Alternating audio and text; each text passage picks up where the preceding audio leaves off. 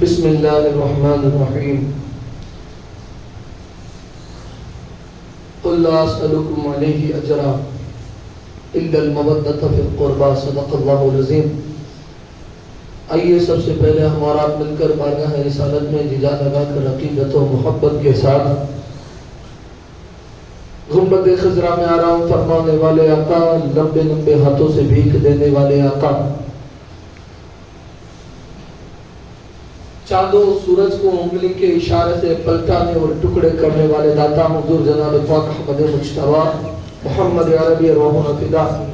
صلی اللہ تعالی علیہ وسلم کی بارگاہ مقدسہ میں جم جم کر باوز بلند درود پاک ڈالیاں نچھاور کر پڑے اللہم صلی علی سیدنا محمد وعلی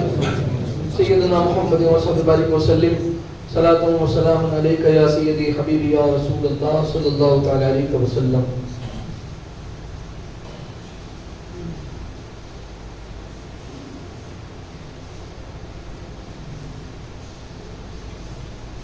سر لٹانا، گھر لٹانا، سر کٹانا کوئی تجھ سے سیکھے، گھر لٹانا سر کٹانا کوئی تجھ سے سیکھے، یوں ہو رہے ہیں شہید کربلا میں داستان اہل بیت، یوں ہو رہے ہیں شہید کربلا میں کاروان اہل بیت۔ بے ادب گستاخ سن فرقے کو سنا دے اے حسن، بے ادب گستاخ فرقے کو سنا دے اے حسن، یوں کہا کرتے ہیں سنی داستان اہل بیت، یوں کہا کرتے ہیں سنی داستان اہل بیت، اہل بیت پاک سے گستاخیاں بے باکیاں۔ یہ لکھنے والے حضرت علامہ حسن بریلوی رحمت اللہ تعالی علیہ جو مولانا احمد رضا خان صاحب کے بھائی گزرے ہیں، اور آل رسول کی محبت میں کیا خوب انہوں نے لکھا ہے کہ اہل بیت پاک سے گستاخیاں بے باکیاں، لعنت اللہ علیکم اے دشمنان اہل بیت، لعنت اللہ علیکم اے دشمنان اہل بیت۔ میرے دوستو، یہ ماہ محرم شریف کا مہینہ بلکہ تاریخ میں یہ وہ مہینہ اور یہ وہ عظیم مہینہ ہے کہ جس میں رسول اللہ صلی اللہ علیہ وسلم کے شہزادوں نے اپنے خاندان، اپنے گھر، اپنے رفقا کے ساتھ اللہ اور اس کے رسول کے دین کی بقا کے لیے سب کچھ قربان کر دیا۔ جب حسنین کریمین کی ذات ہے کہ دین اسلام کو جس وقت جو چیز کی ضرورت پڑی وہ عطا کر دی اور دین کی بقا کو ہمیشہ کے لیے جاوید کر دیا۔ امام حسن کا دور گزرا، آپ کو اس دور میں جیسے ہی آپ کی خلافت کے خلاف خروج ہوا اور اس دور میں مال کی قربانی کی ضرورت پڑی تو امام حسن علیہ السلام نے مال دے دیا، خلافت دے دی، یعنی کہ پھر بادشاہت میں تبدیل ہو گئی خلافت، اور یہ سب کچھ دے کر دین کو بچا لیا۔ اور کربلا میں اسی امام حسن کے بھائی، اسی امام حسن کے مقتدی، اسی امام حسن کے چھوٹے ہمسفر، امام حسن کا بازو، سیدہ کائنات کا پسر، مولا کائنات کا نور نظر اور رسول اللہ کا دل کے جگر سیدنا امام حسین نے میدان کربلا میں اسلام کو سر کی، خون کی، گھر کی ضرورت تھی، سب کچھ عطا کر دیا، گھر بھی دے دیا، سر بھی دے دیا، اور رب کے دین کو بچا کر زندہ اور جاوید کر دیا۔ دونوں طرف قربانیاں۔ اسلام کو جب جب جس چیزوں کی ضرورت پڑی ہے نبی کے گھر والوں نے قربانیاں دی۔ گزشتہ رات میں ہم نے جو سنا حسنین کریمین کی ولادت کے متعلق، آج کچھ وقت چند منٹوں کا ملا ہے تو اس میں آپ کے بچپن مبارک کی کچھ جھلکیاں اور رسول اللہ صلی اللہ تعالی علیہ وسلم کی جو آپ سے محبت تھی وہ بیان کر دوں۔ کہ جب امام علی مقام سیدنا امام حسین علیہ السلام کی ولادت ہوئی تو فرشتوں کا ایک جرمٹ رسول اللہ صلی اللہ علیہ وسلم کی بارگاہ میں حسین کی ولادت کی مبارکباد کے لیے نکلا. جب وہ جرمٹ مبارکباد کے لیے نکلا، راستے میں ایک فرشتہ ایسا بھی ملا کہ جس کے ہاتھ نہیں تھے، پاؤں نہیں تھے، قوتیں چھین لی گئی تھی، پر چھین لیے گئے تھے کس کی بے ادبی کی جو ہے بے حکم پر عمل نہ کرنے کے سبب سے. غرض یہ کہ وہ فرشتہ جب جبریل امین نے اسے راستے میں دیکھا، کہا کہ تو، کہا کہ ہاں میں اتنے فرشتوں کا سردار تھا. کہا تب تیری حالت، کہا کہ ایک مرتبہ رب کی طرف سے کسی کام کے بجا لانے پر حکم دیا گیا، اس کام کو بجانے میں یعنی اس کام کو کرنے میں مجھ سے تاخیر ہو گئی، اس تاخیر کے بنا پر مجھے یہ سبق ملا، یعنی مجھے یہ سزا ملی کہ مجھ سے پر میرے حکومت اور میری ساری قوتیں چھین لی گئی. جبریل اس وقت تم بتاؤ کہاں جا رہے ہو؟ جبریل نے فرمایا ہم اس وقت رسول اکرم نور مجسم صلی اللہ تعالی علیہ وسلم کی بارگاہ میں مبارکباد پیش کرنے کے لیے جا رہے ہیں، اس لیے کہ اللہ رب العزت نے کل ان کی شہزادی سیدہ کونین کے یہاں پر ایک بیٹا عطا فرمایا ہے. ہم اس محبوب رب العالمین کی بارگاہ میں مبارکباد پیش کرنے جا رہے ہیں کہ تو آنا چاہے تو چل، کہ جہاں سے زمانے بھر کی جھولیاں بھر جاتی ہیں اس در پر جانے والا اگر وہ فوقہ کشی میں بھی ہو لیکن کوئی سائل جا کر کسی کے لیے یا اپنے لیے سوال کرے تو اس در سے خالی نہیں لوٹایا جاتا ہے. ہم اس در پر سوالی بن کر مبارکباد دینے جا رہے ہیں کہ جس کی برد مبارک سے امام بشیری کو جو ہے فالج سے نجات مل جاتی ہے. اب اس در پر دستے سوال اور مبارکباد پیش کرنے جا رہے ہیں کہ جس کے یہاں بیٹا پیدا ہوا ہے. اس فاطمہ الزہرا کی بارگاہ میں اگر سلمان فارسی سوالی پڑھ کر کسی کے لیے روٹیاں لینے جاتے ہیں، 3 دن کی پھاکہ کشی ہے لیکن پھر بھی وہاں سے خالی نہیں لوٹائے جاتے. اندر سے سیدہ آواز دیتی ہے سلمان ہم بھی 3 دن سے پھاکے سے ہیں لیکن یہ وہ در ہے جہاں سے کوئی خالی نہیں جاتا. جاؤ یہ چادر سیدہ پاک کی چادر لے جاؤ اور فلاں یہودی کے ہاں سے رکھ دو. حضرت سلمان فارسی وہ چادر دے کر جب یہودی کو کہتے ہیں پورا ماجرا سناتے ہیں اور پھر غرض یہ کہ وہ یہودی جھوں بھی دیتا ہے اور پھر ایک وقت تب یہ چادروں کی برکتیں بتا رہا ہوں، ان کی سخاوت کی برکتیں بتا رہا ہوں. تب یہودی کچھ دیر تک اس چادر کو دیکھتا ہے، اس پر کیفیت طاری ہو جاتی ہے اور وہ یہودی پکار اٹھتا ہے واللہ باللہ کرنا، یہ وہ گھر والے وہ پاکیزہ لوگ ہیں کہ جن کے متعلق اللہ رب العزت نے ہمارے موسیٰ پیغمبر پر تورات میں ان کا حکم فرمایا ہے کہ یہ وہ لوگ ہیں کہ جو نبی آخر الزمان کے تعلق رکھنے والے ہیں، نبی آخر الزمان کے گھر والے ہیں. وہ یہ نبی آخر الزمان کی بیٹی کی چادر ہے. اللہ اکبر. وہ یہودی حضرت سلمان فارسی کے سامنے اسی چادر کی برکت سے کلمہ پڑھ لیتا ہے، مسلمان ہو جاتا ہے. حضرت سلمان فارسی بعد میں وہ چادر واپس سیدہ پاک کی بارگاہ میں پیش کرتے ہیں. یہودی ادب بجا لاتا ہے، وہ چادر واپس کر دیتا ہے. یہ وہ گھر ہے کہ جہاں سے کوئی خالی نہیں جاتا. ہم اسی در پر سوالی بن کر جا رہے ہیں. اگر تو اپنی قوتیں چاہتا ہے چل، تجھے بھی ان کی بارگاہ میں لے چلتا ہوں. حضرت جبریل اس فرشتے کو کئی فرشتے اٹھاتے ہیں، بارگاہ رسول میں غرض ہے کہ حاضر ہو جاتے ہیں. حاضر ہونے کے بعد اللہ کے رسول صلی اللہ علیہ وسلم کی بارگاہ میں یا رسول اللہ مبارک صد مبارک امام حسین ابن علی تشریف لا چکے ہیں. حسین ابن علی یا رسول اللہ کی حسین ابن علی کی ولادت مبارک ہو. بالآخر اس کے بعد سارے فرشتے مبارکباد دیتے ہیں. جبریل کہتے ہیں یا رسول اللہ یہ بھی کچھ اپنی التماس عرض لے کر آیا ہے. سننا مسلمانوں، آج ہمیں ہاتھ چومنے پر جو تکلیف ہے نا، سنو ہم اس لیے نہیں آج چومتے کہ وہ اچھا جبہ اور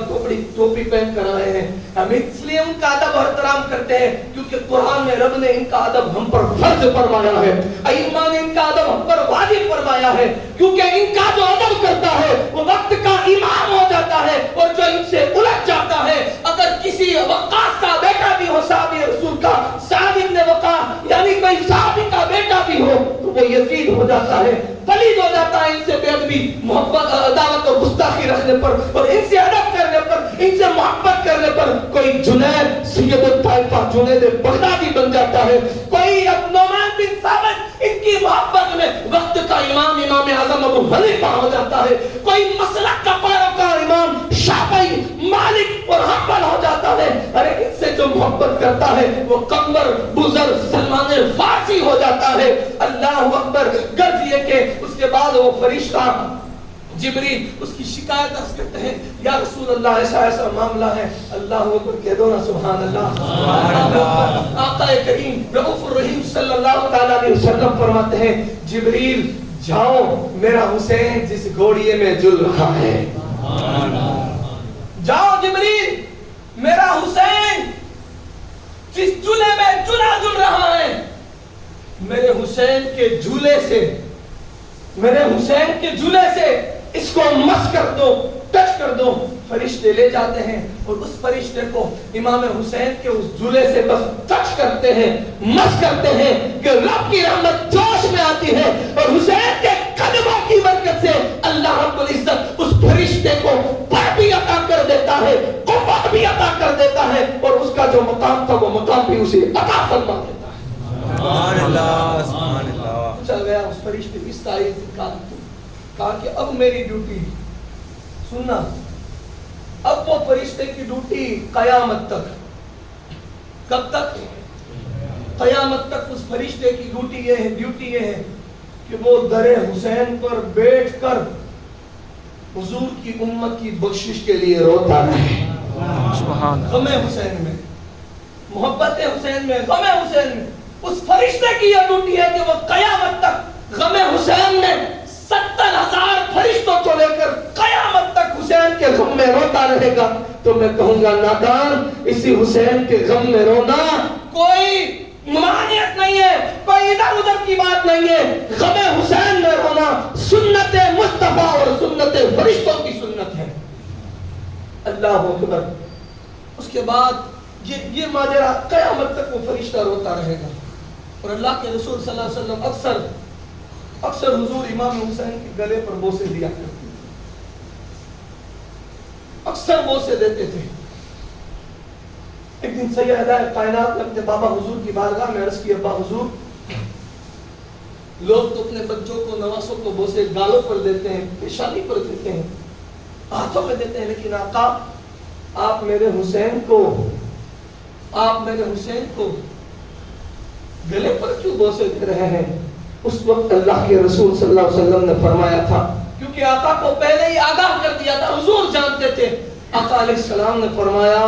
یہ میرا وہ حسین ہے کہ اس کے گلے کو میں اس لیے چومتا ہوں کہ کل کربلا کے میدان میں یزیدی ظالم میرے حسین کے اسی گلے پر خنجر چلانے والا ہے، اسی گلے کو تن سے جدا کرنے والا ہے، اس لیے میں حسین ابن علی کے گلے کو چومتا ہوں۔ اے نادان، میں یہ کہتا ہوں کہ رسول اللہ جب چومتے ہو شہزادوں کو، حضور محبت اور عقیدت میں حضور چومتے ہو، تو آپ اور میں کس کھیت کی مولی ہیں؟ اللہ اکبر۔ اس کے بعد ایک مرتبہ رسول اللہ صلی اللہ علیہ وسلم سیدہ کائنات خاتون جنت سلام اللہ علیہ کے گھر کے قریب سے گزر رہے تھے، آقا کا گزر ہوا، امام حسین کے رونے کی آواز سنی، مولا حسین رو رہے تھے، آقا بے قرار ہو گئے، ٹھہر گئے۔ آقا علیہ السلام نے فرمایا، اے بیٹی سیدہ فاطمہ الزہرا، بتاؤ میرا حسین کیوں رو رہا ہے؟ جاؤ اور حسین کو چپ کراؤ۔ اللہ اکبر۔ سیدہ کائنات نے جب یہ سنا، آقا کریم نے فرمایا،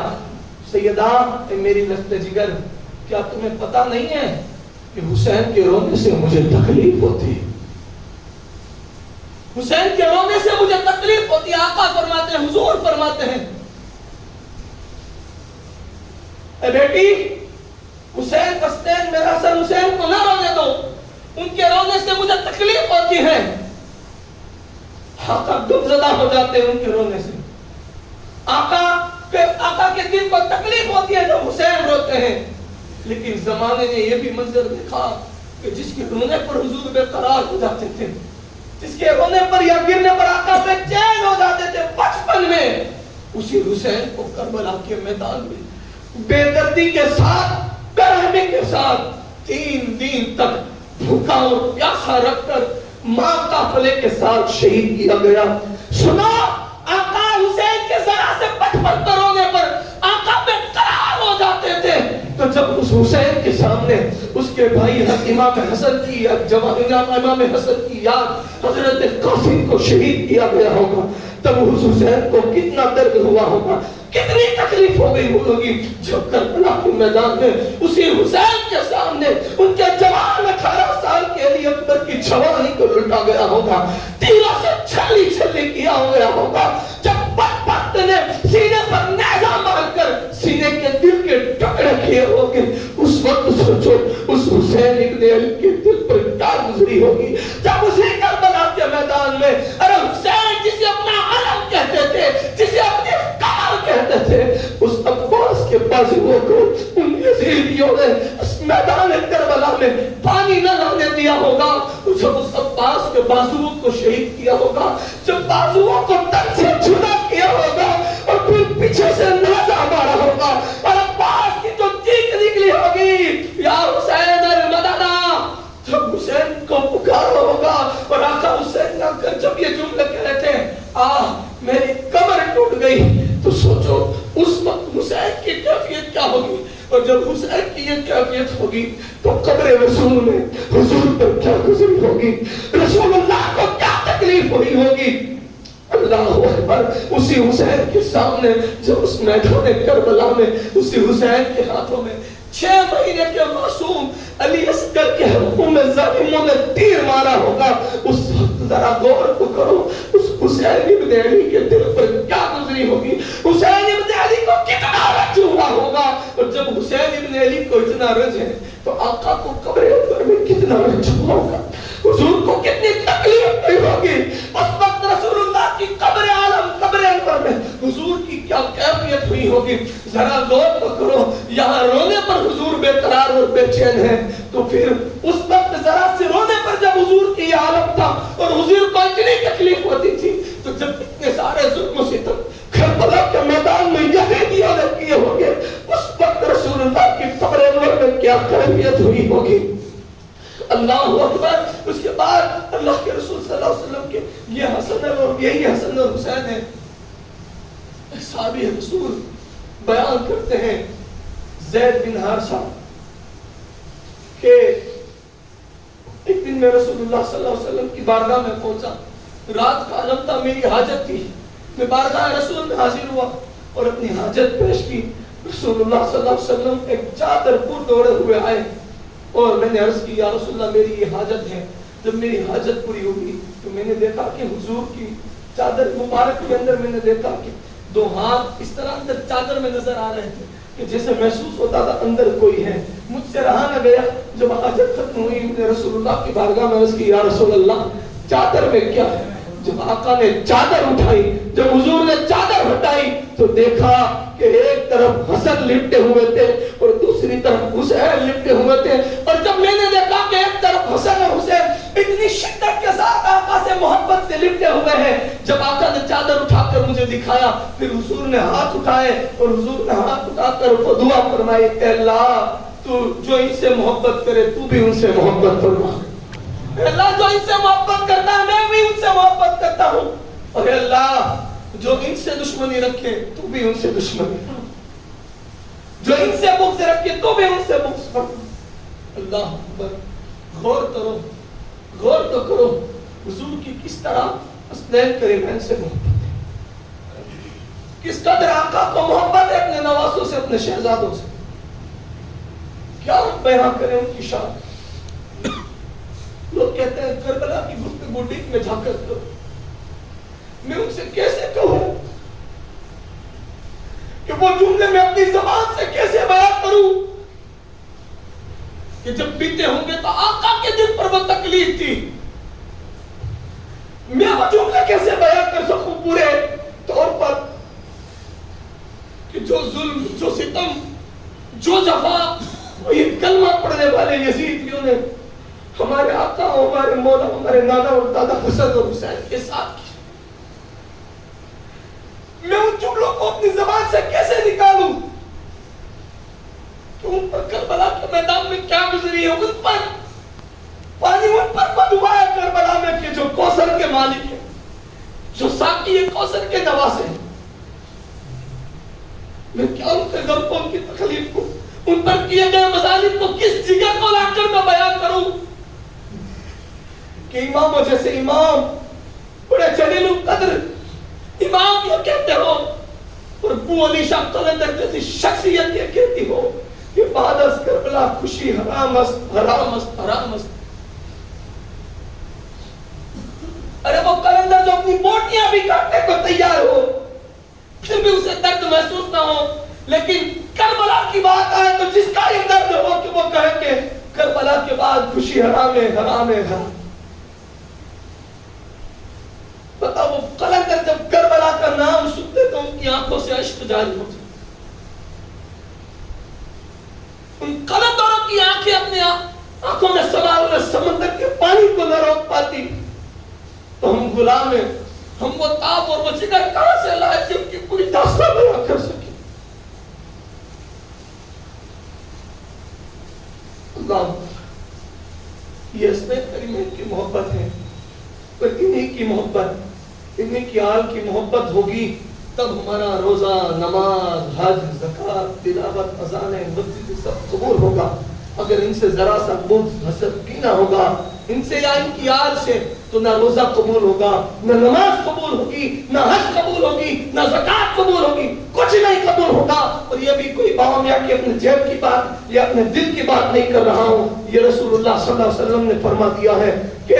محبت میں کسی کے اعمال بھی اسی وقت قبول ہوں گے کہ جب ان کے دل میں میری اہل بیت سے محبت ہوگی. جس کے دل میں میری اہل بیت کا بغض ہوگا, چاہے وہ پھر نمازوں کا خزانہ بھی لے کر آ جائے تو اللہ اس کی نمازوں کو اس کے چہرے پر بانٹ دے گا.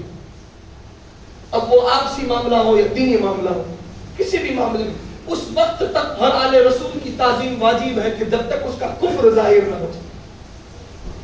باقی کیسا بھی آل رسول ہو, ہماری زبان سے اگر اس کے بارے میں کچھ الفاظ نکلتے ہیں تو ہماری یہودی یا نصرانی کی موت ہونی ہے. پھر فور وقت ہے اللہ کی بارگاہ میں اگر کسی کا دل دکھایا آل رسول کا توبہ کر لے, ان سے معافی طلب کرے. اس لیے کہ کسی کا مومن کا اگر ہم نے کوئی دل دکھایا ہے, مال ہڑپ کیا ہے تو اسے قیامت کے دن اللہ بھی معاف نہیں کرے گا. جب کسی مومن کے دل دکھانے پر اللہ اسے معاف نہیں کرے گا تو پھر تو یہ نبی کی یاد ہے, یہ نبی کا گھر ہے. ان کی تعظیم ہم پر اس لیے لازم اور واجب اور قرآن میں فرض ہے کیونکہ ان کے اندر نبی کا نور, علی کا خون اور سیدہ کائنات کا دودھ موجود ہے. اور رسول اللہ کی ایک حدیث کے مطابق اللہ کے رسول کا فرمان کہ میری اہل بیت, میری آل روئے زمین پر مسلمانوں کے لیے امان ہے, امان. اور اکثر میں نے دیکھا ہے کہ بزرگوں کا یہ طریقہ رہا کہ جب ان کی کوئی دعائیں جلدی قبول کروانی ہوتی, جب وہ کسی مشکلات میں پھنس جاتے, بے شمار روایت آپ کتابوں میں پڑھ سکتے ہیں, تو وہ یہ کرتے کہ رسول اللہ کے روزے پر حاضر ہو جاتے. کسی سید کے بچے کو بھی اگر ساتھ میں ہو تو بچے کو آگے کرتے اور عرض کرتے یا رسول اللہ میں آپ کی بارگاہ میں آپ کے شہزادوں کو حوالہ بناتا ہوں, یا رسول اللہ میں آپ کی بارگاہ میں آپ کے شہزادے کو وسیلہ بنا کر دعا کرتا ہوں, حضور کرم فرمائے. بے شمار واقعات کتب میں موجود ہے. جب ان بزرگوں نے نبی کی آل کے چھوٹے سے گھر کے شہزادے کو بھی اگر وسیلہ بنایا, ابھی بس جب ان کا وسیلہ پیش کرنا تھا کہ اللہ کے رسول ان پر یقیناً فوراً کرم فرما دیتے. یہ وہ ذاتیں ہیں. خیر اللہ ہماری محبتوں کو سلامت رکھے اور اپنے حبیب پاک صلی اللہ علیہ وسلم کے صدقے و توسل سے ہمیں آل نبی کی محبت میں زندگی اور موت نصیب فرمائے. ان کے بغض, حسد, کینہ سے اللہ ہمیں محفوظ فرمائے اور اللہ ہمیں مومنوں میں شامل فرمائے. اللہ کا خوف اور اس کے حبیب سے سچی محبت عطا فرمائے. آئیے